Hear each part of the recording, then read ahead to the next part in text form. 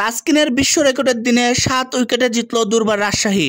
এই ম্যাচটি ছিল দুই দলের জন্যই গুরুত্বপূর্ণ, কেননা দুই দলই নিজেদের প্রথম ম্যাচে হারের স্বাদ পেয়েছে। তাসকিনের 7 উইকেটের দিনে ব্যাটিংয়েও দুর্দান্ত ছিল দুর্বার রাজশাহী।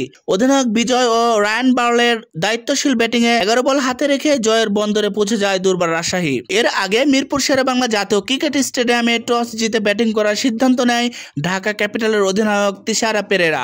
শুরুটা মোটেও ভালো হয়নি ঢাকা ক্যাপিটালের। দলীয় 14 রানের মধ্যেই দুই ওপেনার লিটন দাস ও তানজিদ হাসান তামিম সাজঘরে ফিরেন। লিটন 5 বল মোকাবেলা করে কোনো রান করতে পারেননি। অপরদিকে 10 বলে 9 রান করে তানজিদ হাসান তামিম আউট হলে বিপর্যয়ে পড়ে ঢাকা।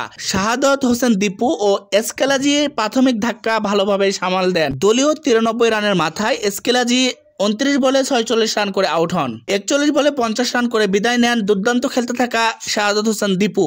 অধিনায়ক তিশারা পেরেরা 9 বলে 21 রানের ক্যামিও ইনিংস উপহার দেন। এছাড়া বাকিরা কেউ তেমন বলার মতো রান করতে পারেননি।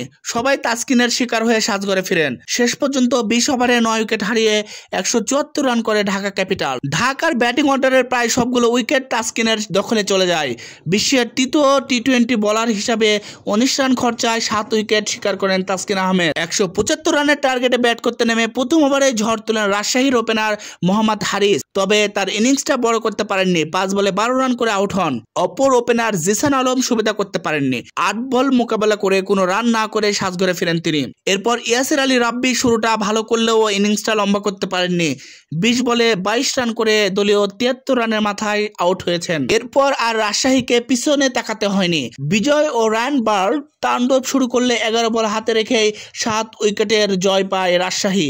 33 বলে 55 রান করে অপরাজিত ছিলেন রায়ান বার্ল।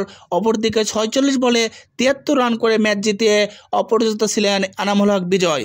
বাংলাদেশ ক্রিকেট ও বিপিএল এর সকল আপডেট সবার আগে পেতে আপনার সময় ইউটিউব চ্যানেল এবং আমাদের ফেসবুক পেজটি ফলো করুন।